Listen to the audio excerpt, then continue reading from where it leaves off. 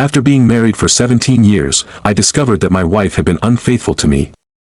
We have no children together, but I've helped raise her 2 daughters from a previous marriage, who are now 28 and 23 years old. Throughout our relationship, we had faced only minor challenges, or at least that's how I viewed it. Our communication has always been open and honest, whether discussing work-related stress, our sexual relationship, or sharing our feelings about life in general. Many evenings, we would sit together on the couch, engaged in deep conversations about various topics, which made me believe we had a strong bond and a fulfilling sexual life. Both of us take care of our health and maintain physical fitness. I work in the medical field, and in recent months, I have been working substantial overtime. My wife, on the other hand, has been working from home for the last 5 months in her legal consultancy job.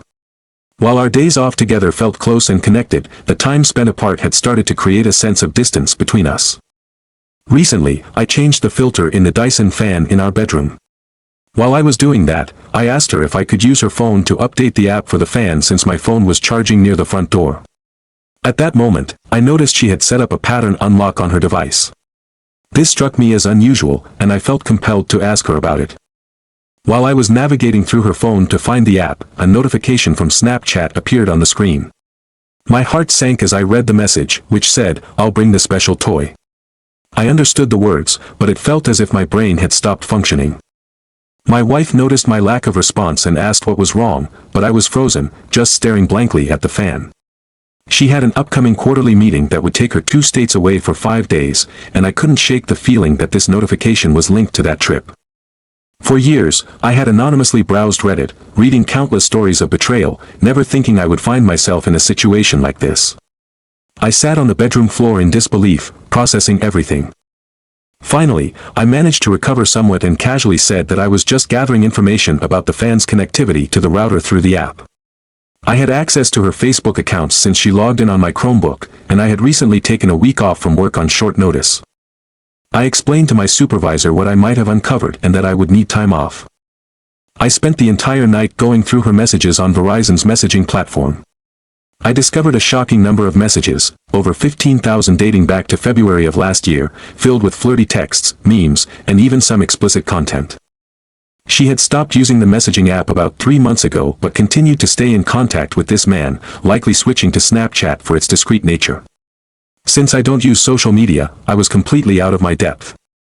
I didn't even know that Snapchat could be logged into with just an email and password, and I realized she had used my Chromebook to access it, even lying next to me in bed while messaging him just a few nights earlier. The man involved is a younger coworker of hers, who is married and has 3 children. I've met him twice and shook his hand. Now, I am completely lost and wandering around the house we built together, feeling numb. The only emotion I can strongly feel is an overwhelming rage. I logged into her Snapchat account, and everything I suspected was confirmed. In my despair, I called my best friend, who has been through divorce multiple times. He recommended a fierce attorney, and I am planning to document everything I find, including any pictures of them together. I have a sinking feeling that her phone contains evidence of her betrayal, perhaps even videos that would crush me. I desperately wish this is all just a nightmare from which I can wake up. She has said awful things about me, and she has shared my deepest insecurities with him. She has openly declared her love for him. To make matters more complex, they have not made any long-term plans together, which suggests that their relationship may be purely physical. This realization brings mixed emotions. On one hand, it might make things feel slightly better, but on the other hand, it intensifies my pain. The thought of her literally throwing away our life together for this affair is heartbreaking. She is fully aware that cheating is a complete deal breaker for me, something that would end our relationship without question. I keep recalling our usual routine when she goes to her meetings. I always take her to the airport and share a long goodbye, filled with affection and hope. Now, I can hardly think straight about the next steps I have to take. A friend of mine suggested that I print out all the evidence and see if there's a way to recover the messages from Snapchat. However, from what I understand, I won't be able to access anything unless I have her phone in my possession. My immediate plan is to see a lawyer today. I'm prepared to pay a significant amount just to get ahead in the appointment line, hoping to get a plan of action in place. I have a strong urge to book a flight and follow my wife to the hotel where she is staying, intending to catch her in the act of this betrayal. I have access to the details of her hotel booking and have added myself as an emergency contact. This means I could obtain a room key without her becoming suspicious. My intention is to log into the messaging apps once I arrive and witness their conversations in real time. If I manage to prepare the divorce papers in time, I would hand them to her, but instead, I plan to drop off printouts of the evidence, which amount to a staggering 600-page PDF. Curiously, her husband has accepted my friend request on social media, and I am torn about sending him everything I have. I feel an overwhelming mix of anger and frustration. I don't want to lose any advantage in this situation. I'll fly there Monday afternoon, log into the messaging applications, and see what they've been discussing. I'll secure a room key to my wife's hotel room and drop off the package containing the evidence, along with my wedding ring, as a final bitter gesture. I envision sitting in the bar, watching my phone light up with notifications, feeling a mix of adrenaline and anger. I also plan to confront her affair partner in the hotel lobby. I'll inform him that I've sent a similar package via certified mail to his home, delivering the message that he will also be made aware of her actions. Even though this feels petty, every part of me wants to lash out. I desire to scream and express my torment, but it feels as if I'm completely powerless.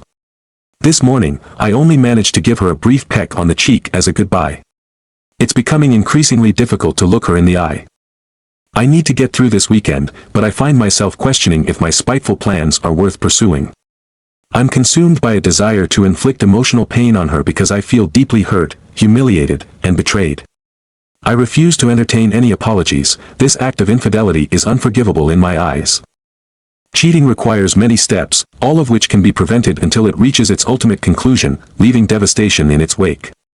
I am now grappling with the decision of whether to confront her tonight or to wait and catch her in the act. As I navigate through these tumultuous emotions, I'm seriously contemplating giving up social media altogether and only pursuing relationships with partners who share my perspective in the future. In a surprising turn, I found a special item hidden away among our collection of adult toys.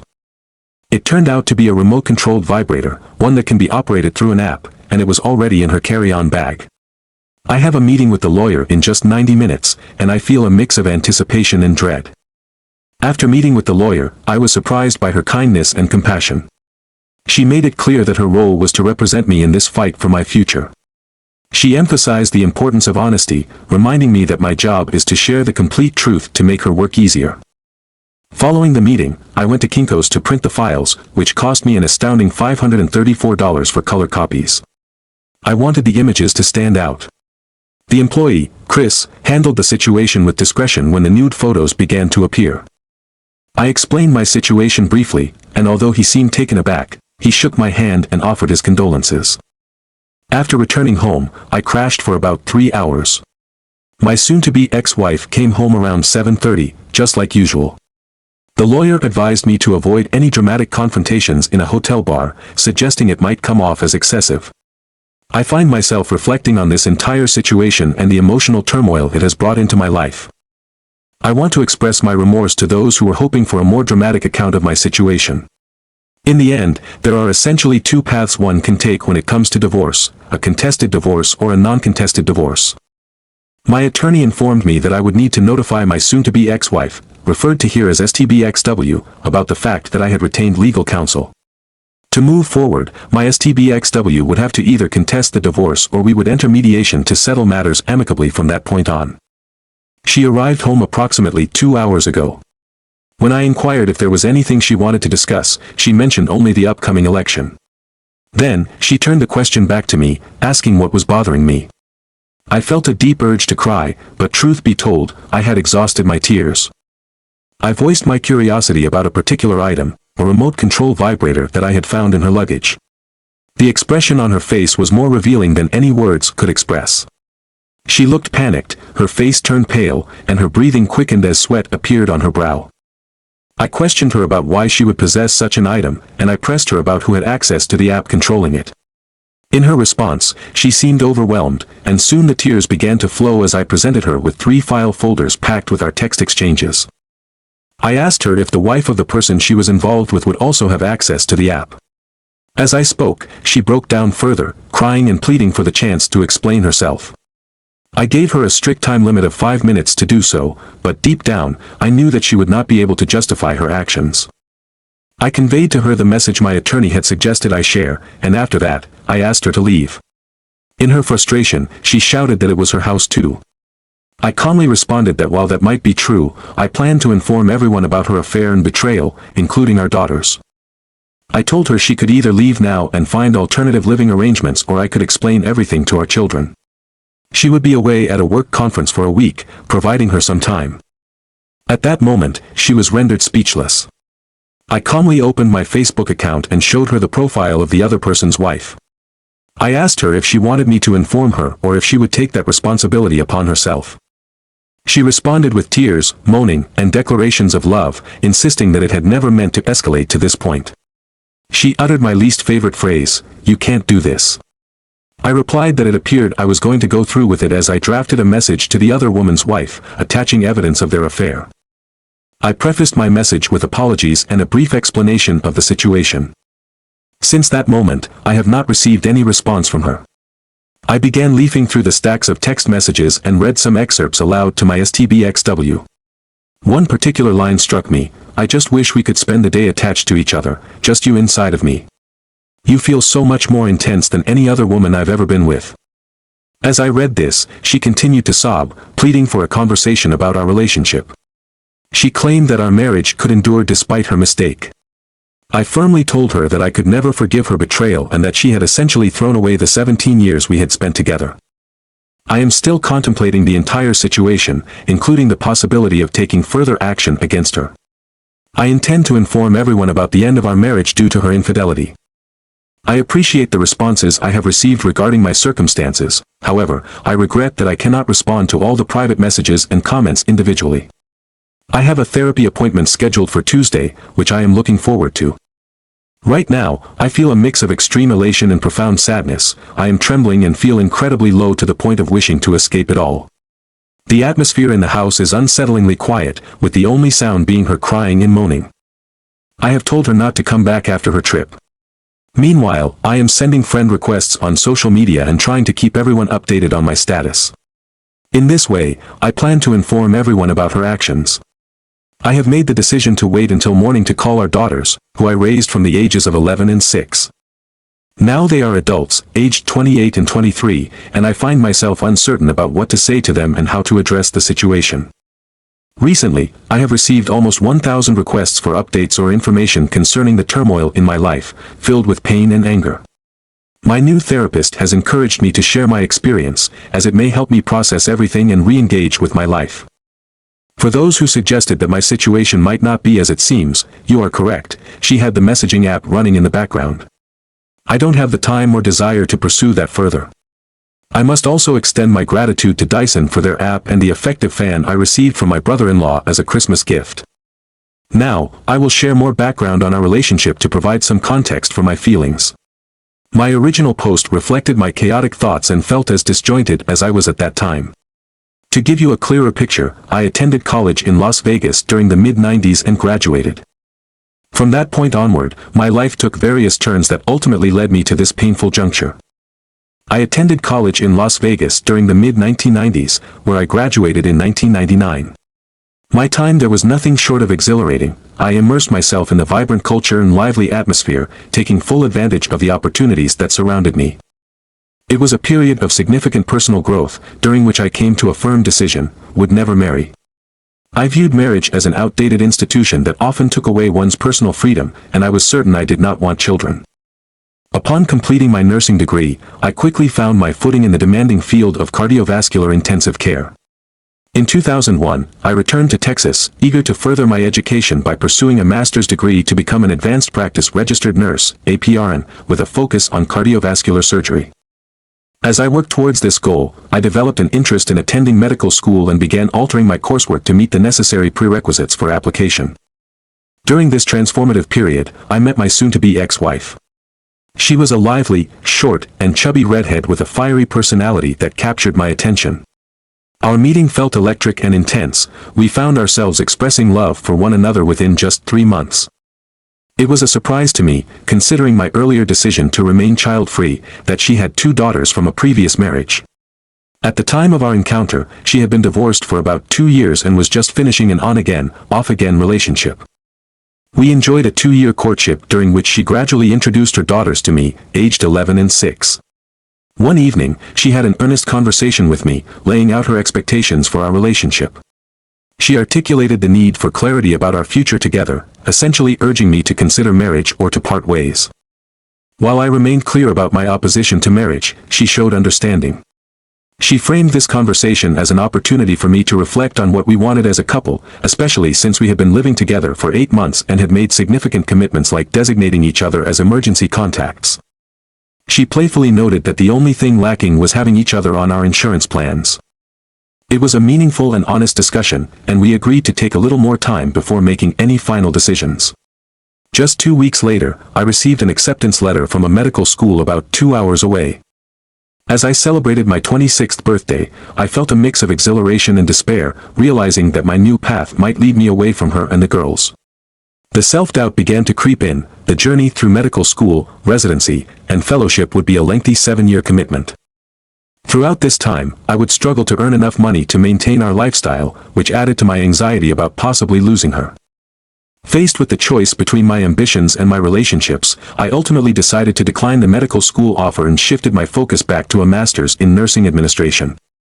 This led to our marriage in July 2003, a small and intimate ceremony surrounded by immediate family and close friends. While my parents cherished the girls, they had always maintained a certain distance from my wife. When I shared the unfolding events with them on a recent Monday, they expressed concern that my wife was damaged goods due to her past marriage and that my decision to marry her involved significant compromises. This perspective struck a chord with me as I considered the implications of their words. After earning my degree, I discovered that my passion did not lie in management or administrative roles. I thrived in direct patient care. The hospital where I worked offered specialized training in ECMO and perfusionist credentials, a competitive program that I was fortunate enough to be accepted into.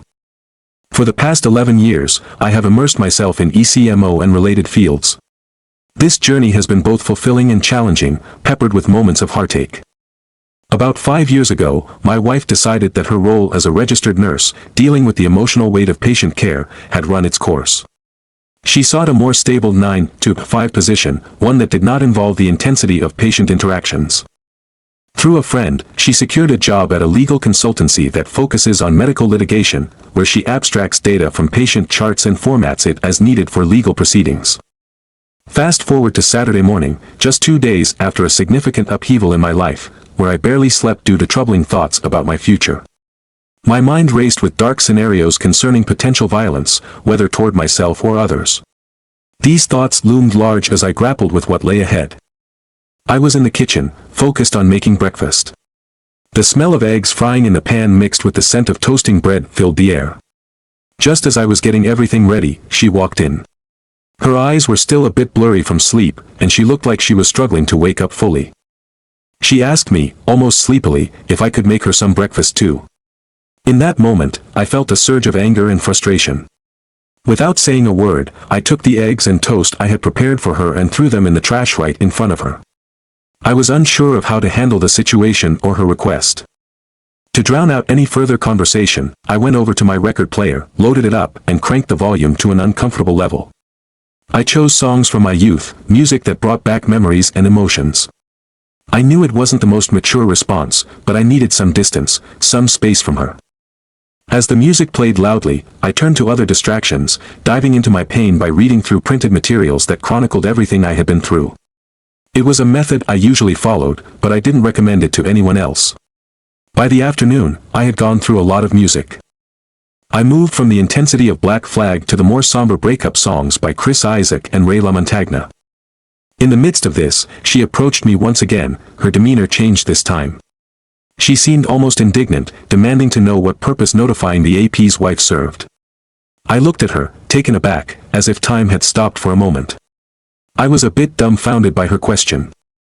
Finally, I told her plainly that I felt the AP's wife deserved to know the truth.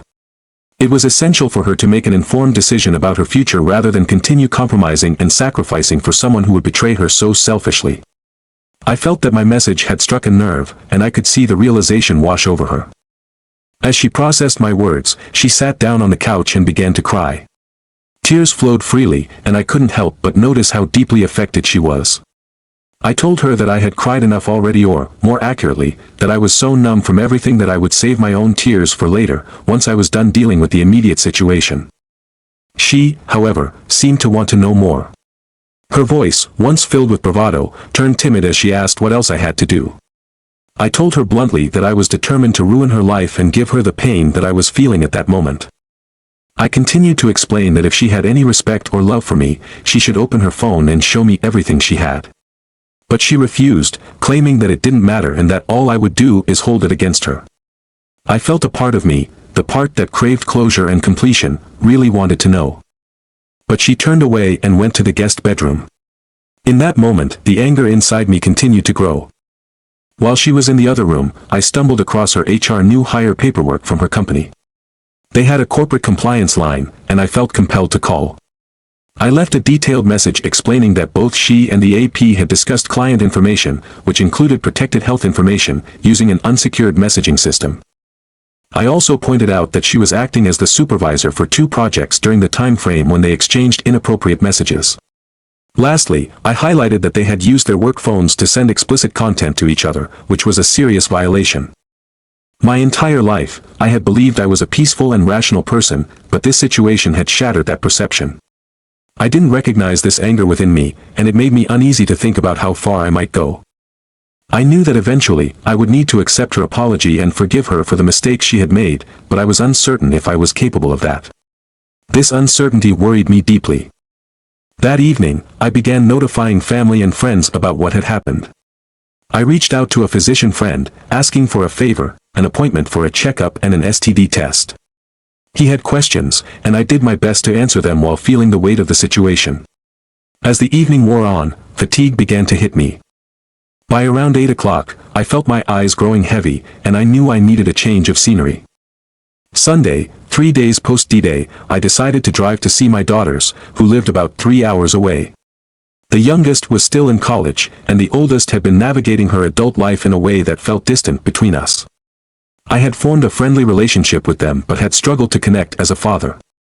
The oldest maintained a vibe that reminded me I wasn't her dad, while the youngest was more cooperative. However, when they were together, the distance became even more pronounced. I left early on Sunday, around 5 a.m., and arrived at their condo, which their father paid for, just after 8:45. I had brought breakfast treats and good coffee for them, but as soon as I arrived, they were immediately concerned about their mother. Before I could even ease into the conversation, I told them straightforwardly about the situation. I explained that their mother would likely be moving within the next 3 to 6 months. It was a hard truth, but I felt it was best delivered in person. They listened quietly, disappointment etched on their faces as they absorbed the reality of their mother's actions. I assured them that I wasn't there to sway them to take a side, but rather to acknowledge that they were adults now, facing a unique situation within our family dynamic. If they chose. They didn't want to have any sort of interaction or relationship with me, and while that was disappointing, it also brought a sense of relief. I communicated to them that whatever dynamic existed, or didn't exist, between us should not affect their relationships with their grandparents, my parents. They both agreed that they wanted to maintain a connection with their grandparents. After this conversation, I left their house around 11 a.m. and made my way home. On the way, I stopped by my best friend's house, where I let out some tears. I had played a significant role in raising them during a time when their father was mostly absent from their lives, as he had started a new family 6 hours away. My best friend noticed that I had been drinking quite a bit in the past 72 hours and insisted that I needed to rest. So, I spent the night at his place. Later, I noticed that my soon-to-be ex-wife had been bombarding my phone with messages after I left the girl's house. To be honest, I was too drained and consumed by darkness to care about what she had to say. On Monday, which was 4 days since D-Day, I arrived home around 8 a.m. and saw her Porsche still parked in the driveway. I briefly wondered if she had taken an Uber or Lyft to the airport, but then I realized she hadn't left. Instead, she was up and had prepared breakfast. She asked me to sit down and join her, which I did. When she inquired about how the food tasted, I responded that it was like static. I explained that for the past 5 days, I had struggled to taste or feel anything other than bitterness and anger. She had called in sick to work that day, deciding not to attend her quarterly meeting, and attempted to express her concern for me, stating how much she loved me. She mentioned that she had received a call from her oldest child the day before, who was deeply worried about her behavior. I let out a laugh, but it was a strange, manic laugh that surprised me. I told her, "Oh, you love me so much. You've had an affair for a year and a half behind my back. You love me so much. You've chosen another married man over me." I reminded her that she had wasted almost half of my life with her decisions, and she never provided an explanation for her actions, which only deepened my pain. In a state of anger and sadness, I went to the liquor cabinet and pulled out a bottle of Glenfiddich whiskey. This bottle was particularly significant. It was 18 years old and had been a gift from my grandfather when we got married. It had become a tradition for us to share a small drink on our anniversary, a reminder that time and patience can heal wounds. That day, however, I chugged down the remaining third of the bottle without hesitation. I didn't feel inclined to offer her any, as I believed she didn't deserve a drop. Afterward, I moved to the bedroom and began taking down the pictures from the walls that included either her or us together. I placed those photos on the kitchen table for her to see. Suddenly, my attorney's assistant called to inform me that the petition for divorce was ready and that I needed to sign it before it could be filed. My soon-to-be ex-wife would be served within the next 10 business days. While still buzzed from the whiskey, I quickly scanned the document, signed it electronically, and pressed send. I also received a message from the other man's wife. She thanked me, albeit reluctantly, for a revelation that was painful yet necessary. She didn't want to talk but felt compelled to message me to inform me that she had found texts and videos involving other women besides my wife. As a result, she was kicking him out and planning to consult an attorney soon. Afterward, I turned on some music and poured myself a few more drinks. By around 4 p.m., I succumbed to fatigue and fell asleep. I was jolted awake around 10 p.m. when she came home. She saw the pile of pictures and mementos that once held meaning to us and began sobbing, pleading for me to talk to her. I could only muster one question: why? She repeatedly insisted that she didn't know, which only infuriated me further. I unleashed a torrent of harsh words, reminding her of all the choices she had made to reach this point, starting with that very first text message. It was her decision that initiated everything. My tongue was loose from the drinks, and I couldn't help but find a sense of dark humor in it all. I laughed at her while taking off my clothes and, pointing at my own body, said, "You threw this away for what? You think some pot-bellied guy is going to treat you better?" I was still in good shape. At 6 feet 4 inches and weighing 200 pounds, I had been jogging and lifting weights regularly until just last week. I went to my room and took a shower to wash away the day's turmoil. When I stepped out of the room, I found her lying in bed completely naked. The warm glow of lit candles surrounded us, creating a soft ambience that felt strangely intimate yet unsettling at the same time. She looked at me with a pleading expression, begging me to come to her. In that moment, I grabbed my camera and asked her to repeat those words she had just spoken to me. I appreciated the advice from friends who suggested I document everything, just in case my physical response wasn't enough to show her how much I wanted this. So, I gave in to the moment. I wasn't gentle. I put her in uncomfortable positions, demanding more from her as I took control. I told her exactly what I wanted, anal, and I wanted her to beg me for it. Every word and every cry was captured on video. Afterward, a whirlwind of mixed emotions flooded over me. I loved her, yet simultaneously felt indifferent. There was hatred mixed with a complete lack of regard for her. I felt an intense desire for her, and yet the thought of our relationship caused me pain. After we fell asleep together, I woke up feeling the effects of a hangover. Looking in the mirror was hard. I felt shame creeping in. It was Tuesday, 5 days post D-Day, and I had a therapy session scheduled for 2.5 hours. What I didn't know was that she had followed me there, curious about where I was going. When I told her I was attending therapy to address the emotional trauma of realizing I had wasted so much of my life on someone who had betrayed me, I couldn't contain my feelings. I became loud and teary-eyed. My soon-to-be therapist witnessed most of our exchange, where I unleashed horrible names onto her and expressed a wish for her death. The therapy session was intense. My therapist prescribed me sedatives and scheduled a shorter follow-up for Thursday. During our talk, we dived into my feelings of anger and betrayal, how I felt emasculated and afraid of what the future held. Just a week ago, I had felt like a complete man with clear visions and goals, sharing my life with a partner who could help face any challenges that arose.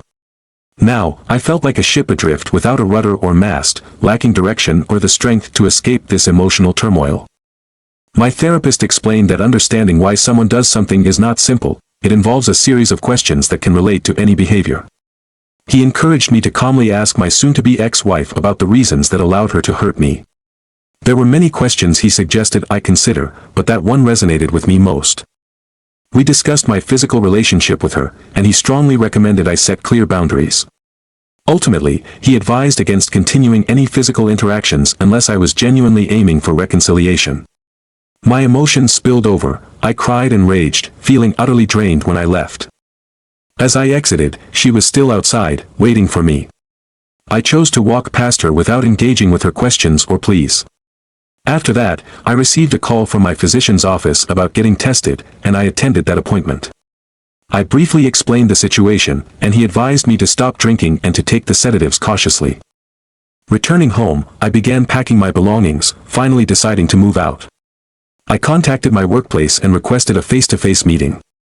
With my mind in turmoil, I knew concentrating on urgent work matters was impossible. I drove to the administrative building at the hospital where I officially submitted my 6-week resignation. In a specialized job like mine, 6 weeks is a minimum courtesy. I explained that my soon-to-be ex-wife's actions created a stressful home life and that I would be a detriment to my patients and colleagues if I stayed in my current position. After making the decision to move far away, I returned home with some groceries. It had been nearly a week since I had eaten more than a few bites of food, surviving mainly on alcohol. Taking the advice of my therapist and physician, I decided to cook myself a meal and stop drinking.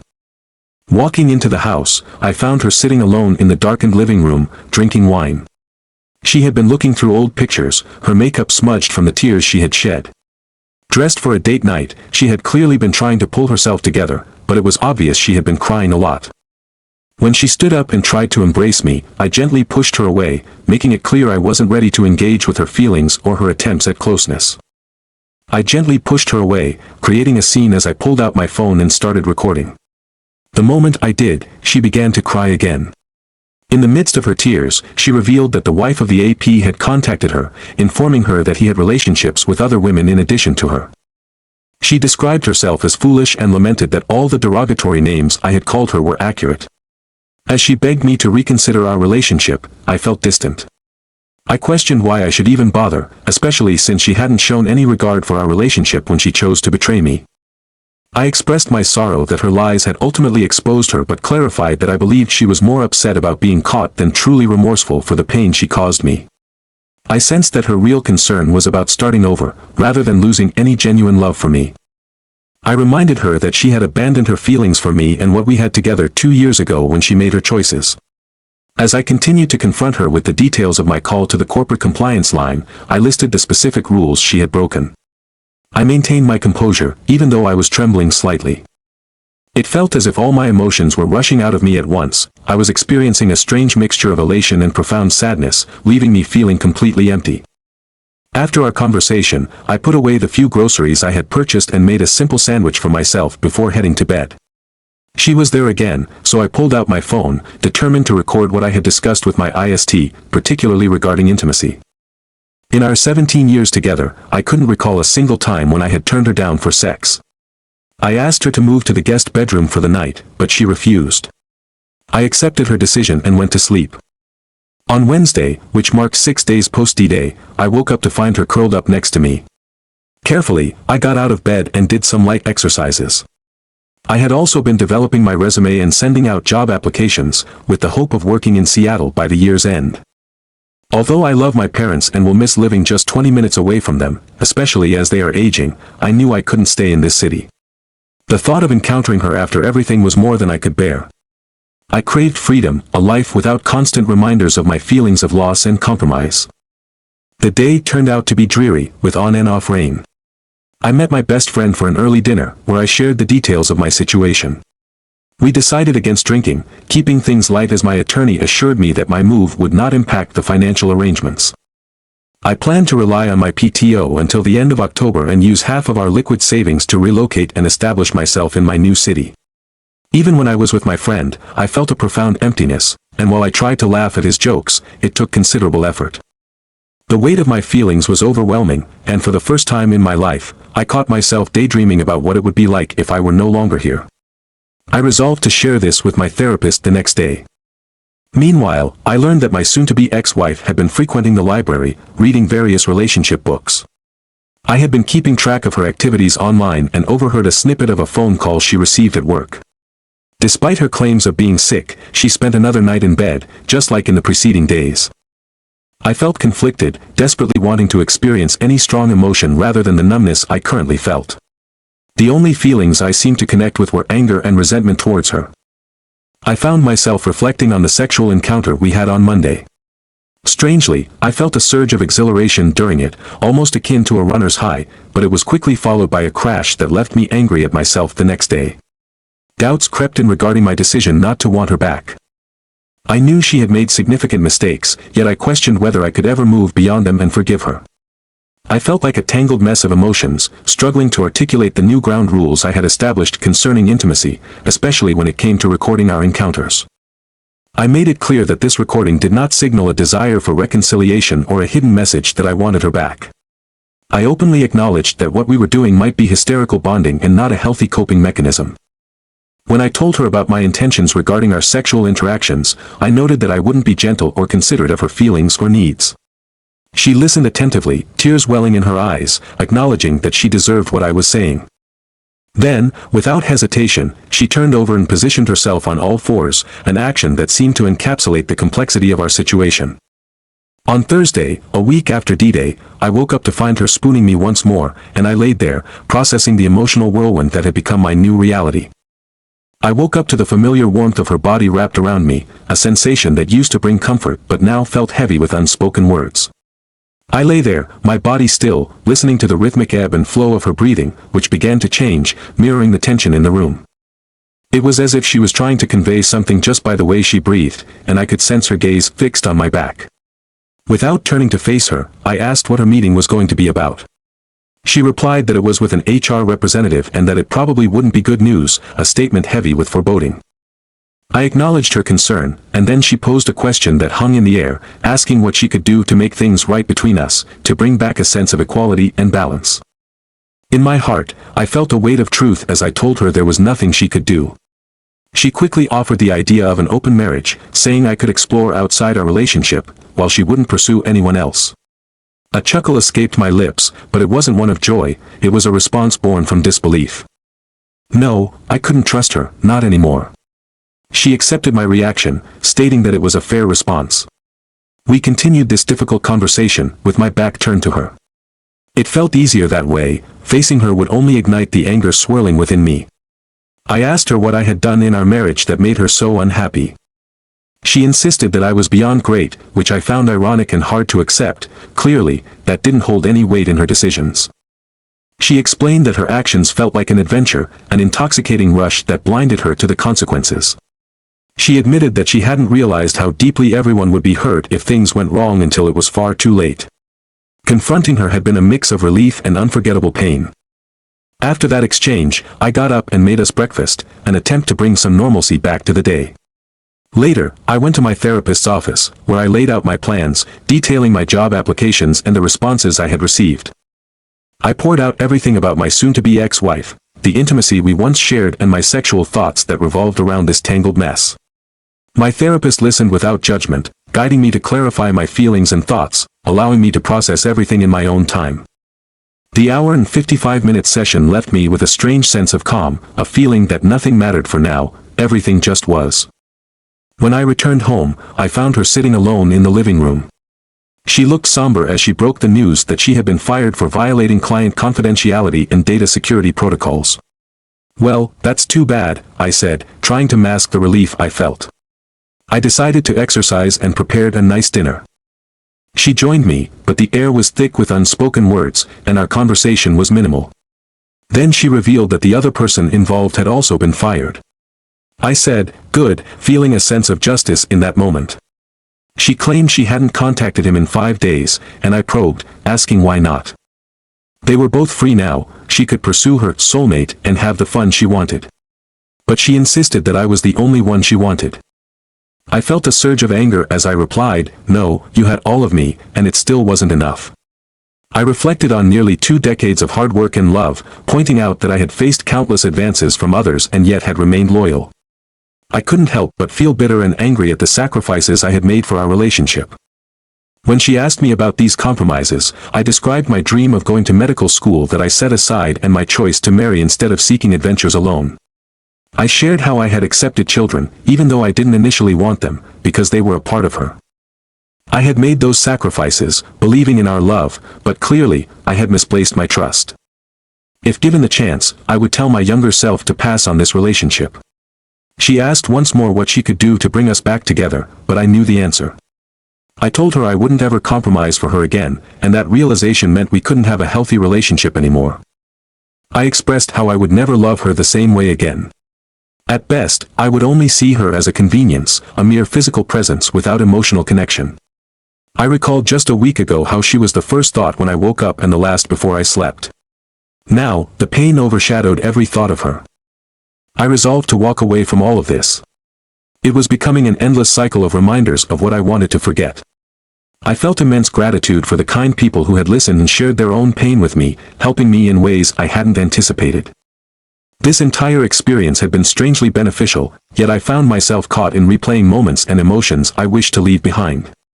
I remained confused about my desires, unsure if I'd ever feel completely certain about anything with her again. I had bi-weekly therapy appointments lined up for the next month, hoping to bring clarity to my chaos. My inner voice, the one that used to articulate my feelings, felt muted, leaving me afraid that I wouldn't capture the depth of this beautiful disaster as I had at the beginning. It had been quite the journey. The past 5 weeks have been quite eventful, filled with new discoveries and significant changes in my life. I moved out of my home about 3 days after my last update, marking a new chapter for me. Since then, my soon-to-be ex-wife has been persistently texting me and leaving notes on my apartment door and car.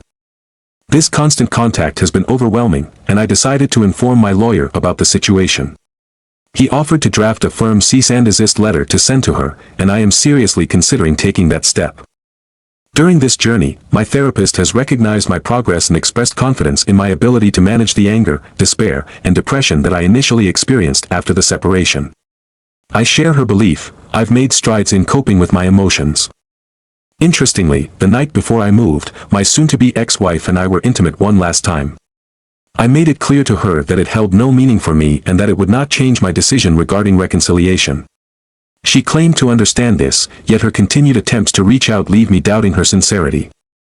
In the first week of October, she was served notice regarding the divorce petition. Since then, the attempts to reconnect, often referred to as love bombing, have bordered on obsessive behavior. The earliest hearing for our case is likely to be in January.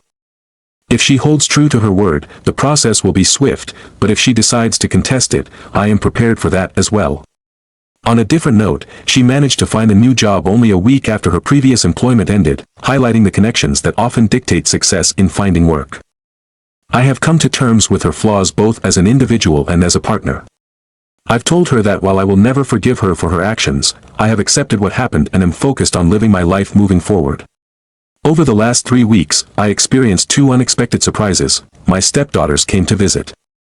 I made it clear to them, without any ambiguity, that if their mother had encouraged them to come, they were not obligated to do so. However, my oldest daughter insisted on visiting. It turned out that they had had an extensive conversation with their mother about my situation and our relationship. My oldest stepdaughter has often held a grudge against me, but she apologized for those feelings. I learned that her perceptions of me were misguided. At the time I was introduced to them, I had been dating their mother for about 4 months, and there was indeed some crossover with another man she had been involved with. Before dating me, my soon-to-be ex-wife had a complicated on-again, off-again relationship with someone else that my stepdaughters had never met. Additionally, their mother's first husband had cheated on her, and although she attempted to reconcile, it only lasted a year before she engaged in her own affair with that same on-again, off-again man. As a result, my stepdaughters believed I was involved in a similar situation. Their father had often criticized their mother for her infidelity, yet he never disclosed his own past cheating. Ultimately, my oldest stepdaughter expressed remorse for her previous judgments towards me and sought my forgiveness for the conflicts that arose. This heartfelt apology made for an unexpectedly positive weekend, demonstrating the deep and often painful effects of infidelity and dishonesty. I feel compelled to clarify some accusations regarding the intimacy my soon-to-be ex-wife has mentioned during my preparations to leave. She has always had an interest in BDSM, a realm I was not particularly drawn to. The whole point was that I did not provide the aftercare she sought. To accommodate her wishes, I even attended classes and workshops to learn how to fulfill that role, but I realized that my efforts were ultimately unreciprocated. I am done trying to please her. She lost that privilege when she disrespected my trust and our marriage. Another surprise came from a longtime coworker who works in a different department. I've decided to remain as a part-time PRN worker, which allows me flexibility. She learned about my impending divorce and quickly became aware of the office gossip surrounding it. In light of all this, I have taken to wearing my wedding ring on a chain around my neck as a symbol of my current status. After she insisted on taking me out for drinks, I made it clear that I wouldn't be around for much longer and had no interest in starting a new relationship. She simply smiled and squeezed my hand, indicating that she was not looking for anything long-term either. She wanted something more casual. Our connection has escalated, and she has been spending the night at my place a couple of times a week. I have found enjoyment in this new dynamic. She's even assisted me with packing my carry-on and gave me a ride to the airport for my interview in Seattle. I performed exceptionally well in that interview and later received a call from a travel agent who presented various opportunities for me. The idea of taking on travel assignments and staying with my parents during these trips is appealing, adding another layer of excitement to my current journey. I am currently working on a gig here and there while also staying at my parents' house in between contracts. At this moment, I am feeling uncertain about my future and what direction I want to take next. This newfound freedom is both exciting and frightening. For the first time, I am not tied down by the responsibility of another person, and the sense of liberation is almost overwhelming. My lawyer informed me that there are no alimony or spousal support payments that I need to worry about. She explained that this is a no-fault state, meaning that issues like infidelity don't play a role in the divorce process itself. However, if there is proof of infidelity, it could impact how the assets are divided in the divorce, possibly tipping the scales in my favor as much as 70-30. As for our house, selling it is unavoidable. I've asked a realtor to provide some comparable sales to get an idea of its value. The amount we could potentially receive from the sale would be significant, but unfortunately, it won't be enough to make up for the years lost, 17 years to be exact. Despite the challenges, I am seriously thinking about going on a 3-month tour across Europe. I am starting to feel optimistic about my life again, which is a positive change. Although I am not in the best spot possible, I recognize that it could be much worse. I want to express my gratitude to the Reddit community. Several conversations I had were incredibly supportive and helpful. With the assistance of therapy and the advice from others, I feel I am making progress. This will be my last update for now. I plan to return to browsing anonymously. My hope is that I won't need to share my story again in the future.